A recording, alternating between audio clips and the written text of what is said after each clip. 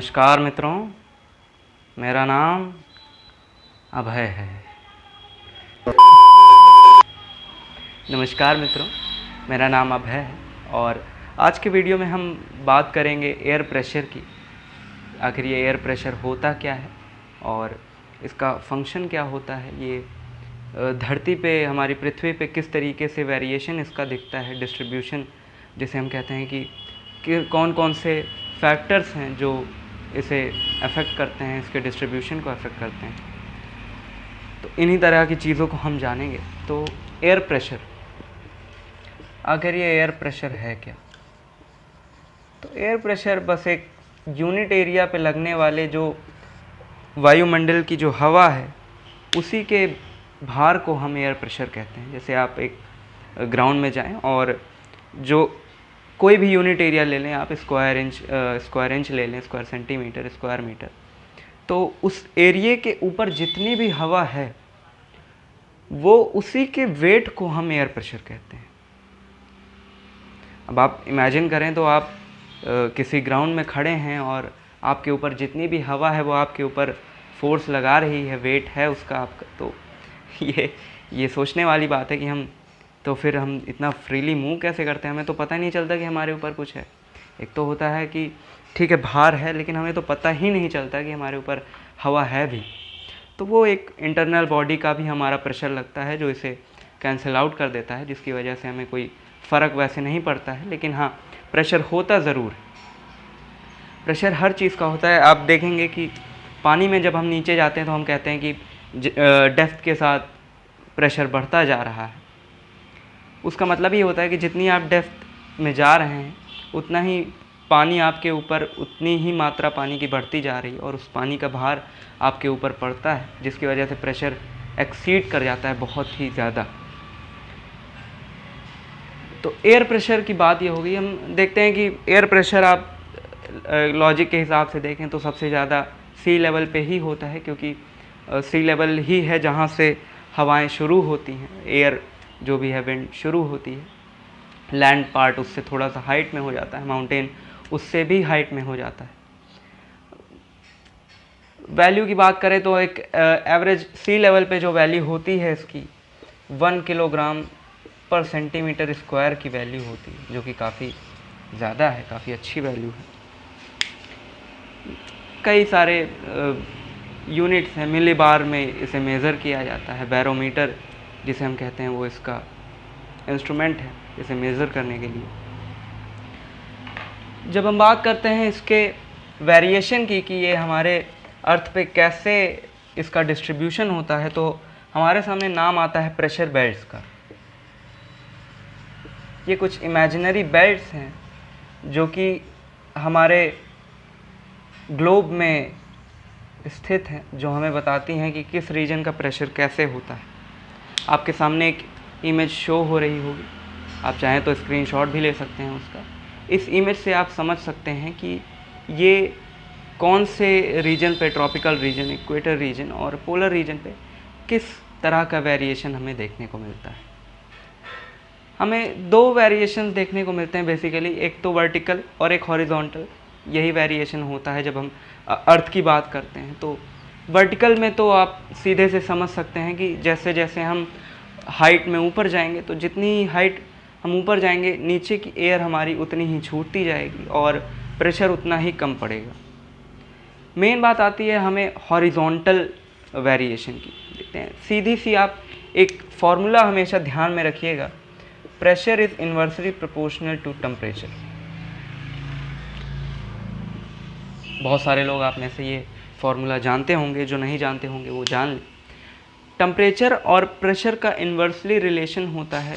इसका मतलब ये है कि जब टेम्परेचर बढ़ता है तो प्रेशर कम होता है और जब टेम्परेचर कम होता है तो प्रेशर बढ़ता है। इसका एग्जाम्पल आप ऐसे देख सकते हैं कि जब कोई भी चीज़ गर्म होती है तो वो ऊपर उठने का प्रयास करती है। अब इसी के एग्जाम्पल में हम देखें तो जो एयर होती है, जब हमारा टेम्परेचर बढ़ता है सरफेस का, तो जो सरफेस के पास की जो एयर होती है वो ऊपर उठने का प्रयास करती है।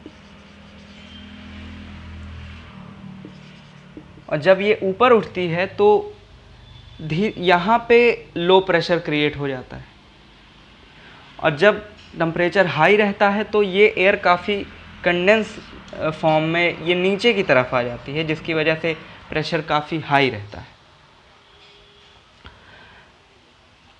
जब हम इन बेल्ट्स को क्लासीफाई करते हैं तो हमें दो कैटेगरीज मिलती हैं जिसके द्वारा हम इन्हें क्लासीफाई कर पाते हैं। सबसे पहला तो आ जाता है वो बेल्ट जो थर्मली इंड्यूस्ड होती हैं,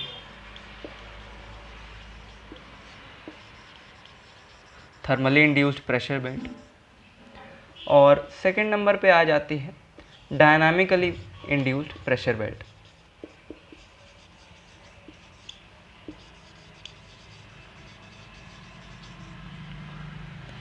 जो अभी आपने फिगर देखा उसमें आपने देखा होगा कि ये अर्थ है, तो इस पे ये पोलर रीजन हो जाता है, ये सब पोलर रीजन हो जाता है, ये ट्रॉपिकल रीजन हो जाता है, ये इक्वेटर हो जाता है, ये साउदर्न हेमिस्फीयर में ट्रॉपिकल, फिर सब ट्रॉपिकल, और आखिर में पोलर। तो आप देखते हैं कि जो इक्वेटर की हमारी बेल्ट है और पोलर की बेल्ट है ये थर्मली इंड्यूस्ड में आ जाती हैं, और जो सब ट्रॉपिकल पोलर बेल्ट्स हैं और जो सब पोलर बेल्ट्स हैं ये चारों बेल्ट्स ये डायनामिकली इंड्यूस्ड में आ जाती हैं। अब इसका मतलब क्या है? थर्मली इंड्यूस्ड से मेरा मतलब ये है कि ये प्रेशर बेल्ट अपनी जो इनका वेरिएशन होता है, जो इनका मैग्नीट्यूड होता है, ये इसे अपने आसपास के रीजन के टेम्परेचर से ओन करती हैं, प्राप्त करती हैं। और डायनामिकली इंड्यूस्ड जो प्रेशर बेल्ट हैं ये धरती के रोटेशन के कारण हुए फिनोमेना से ये अपनी ऑरिजिन को लेती हैं, और हम देखते हैं कि जो यहाँ पे प्रेशर का वेरिएशन होता है ये धरती के होने वाले रोटेशन के कारण होता है। हम एक एक करके इन प्रेशर बेल्ट्स की तरफ जाते हैं।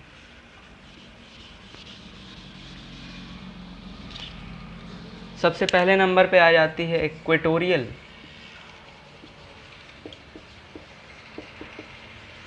लो प्रेशर बेल्ट, दूसरे पे आ जाती है सब ट्रॉपिकल हाई प्रेशर बेल्ट, तीसरे पे आ जाती है सब पोलर लो प्रेशर बेल्ट, और फाइनली आ जाती है पोलर हाई प्रेशर बेल्ट।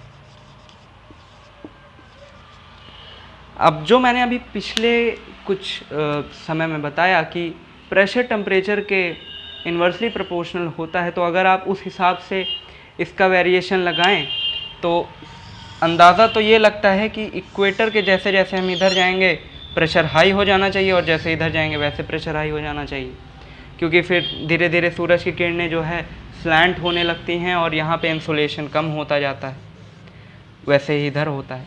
तो फिर हमें ये वेरिएशन क्यों देखने को मिलता है कि पहले हमें लो देखने को मिल रहा है, फिर हाई देखने को मिल रहा है, फिर लो देखने को मिल रहा है, और फिर हाई देखने को मिल रहा है। अभी मैंने बताया है कि इक्वेटोरियल और पोलर ये थर्मली इंड्यूस्ड होती हैं, और ये दोनों बेल्ट्स जो हैं ये डायनामिकली इंड्यूस्ड होती हैं। इक्वेटोरियल लो प्रेशर बेल्ट की हम बात करें तो ये 5 डिग्री नॉर्थ से 5 डिग्री साउथ तक इसका एक्सटेंशन होता है। सब ट्रॉपिकल की हम बात करें तो 25 से 35 डिग्री तक होता है। ये दोनों हेमिस्फीयर में होता है, ये नॉर्थ हेमिस्फीयर में भी, साउथ हेमिस्फीयर में। सब पोलर में आप जाएं तो 60 डिग्री से 65 डिग्री तक होता है, नॉर्थ और साउथ, सेम ईयर।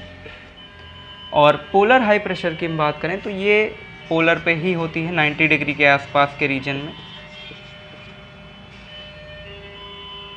अब इक्वेटर लो प्रेशर बेल्ट से हम यही समझते हैं कि जो सन का इंसुलेशन होता है, जो ताप होता है, वो इक्वेटर के पास सबसे ज़्यादा होता है। तो उससे हम ये भी देखते हैं कि जब ताप ज़्यादा हो जाएगा तो सीधी सी बात है कि यहाँ पे इतना एक्सेप्शनली हाई टेम्परेचर हो जाता है कि यहाँ की हवा ऊपर उठने लगती है, और उसके कारण यहाँ पे लो प्रेशर क्रिएट हो जाता है। इक्वेटोरियल लो प्रेशर बेल्ट, समझ लीजिएगा इतना शॉर्ट में है। तो होता क्या है कि जब यहाँ से फिर हवाएं जो हैं ये ऊपर की तरफ उठती हैं और ट्रोपोपॉज जिसे हम कहते हैं, ट्रोपोपॉज के बाद ये जो सब ट्रॉपिकल रीजन है वहाँ पे जाके ये गिरने लगती हैं। यहाँ पे आते हैं सब ट्रॉपिकल हाई प्रेशर वाली बेल्ट।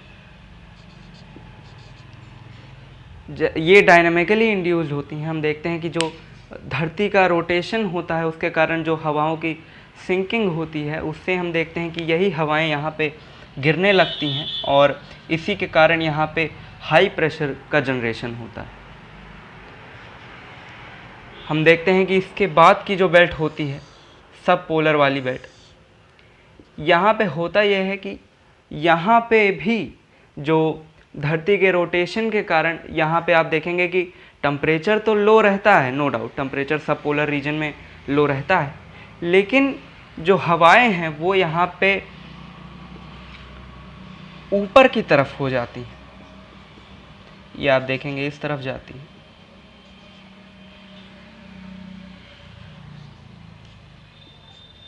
और क्योंकि हवाएं उड़ जाती हैं तो यहाँ पे हमें लो प्रेशर देखने को मिलता है। और पोलर रीजन में हम देखते हैं कि वहाँ पे एक्सेप्शनली लो टेम्परेचर होने के कारण वहाँ पे हाई प्रेशर का जनरेशन हो जाता है। और ये इस तरफ भी मूवमेंट इसका हो जाता है। एक चीज़ हम बाद में देखेंगे कि हवाओं का जो मूवमेंट होता है वो हाई प्रेशर से लो प्रेशर के बीच होता है। तो ये जो चीज़ें मैं अभी एरो के साथ दिखा रहा हूँ ये उस समय मैं ज़्यादा अच्छे से एक्सप्लेन कर पाऊँगा कि ऐसा होता क्यों। अब जब हम बात करें कि पृथ्वी के रोटेशन का असर तो लगभग सब पे पड़ना चाहिए, क्योंकि पृथ्वी कुछ ऐसा तो है नहीं कि इक्वेटर पे नहीं रोटेट कर रही है या पोलर पे नहीं रोटेट कर रही है, बल्कि पोलर पे तो और ज़्यादा इसका इफेक्ट पड़ना चाहिए था। लेकिन हम देखते हैं कि यहाँ पे इसके जो एक्सेप्शनली लो टेम्परेचर और एक्सेप्शनली हाई टेम्परेचर के कारण यहाँ पे रोटेशन वाला फैक्टर नहीं काम कर पाता और यहाँ पे टेम्परेचर के कारण यहाँ का प्रेशर जो है अफेक्ट होता है। तो ये तो बात हो गई प्रेशर बेल्ट्स की कुछ।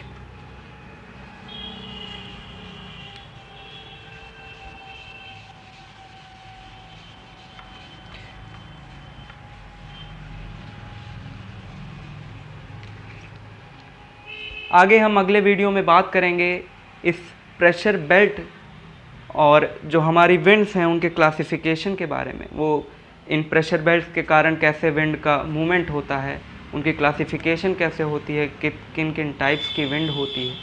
और हम देखेंगे कि आखिर जो हमें इन प्रेशर बेल्ट्स के होने के बावजूद हमें लोकल रीजन्स में हमें विंड की जो डायरेक्शन है, जो उनके पाथ हैं, वो हमें कई बार थोड़े से उल्टे लगते हैं।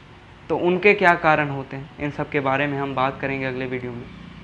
इस वीडियो से रिलेटेड अगर कोई प्रॉब्लम होती है तो आप कमेंट सेक्शन में डाल सकते हैं। तब तक के लिए पढ़ाई करते रहें, नोट्स बनाते रहें, भौकाल मचाते रहें। जय हिंद, जय भारत।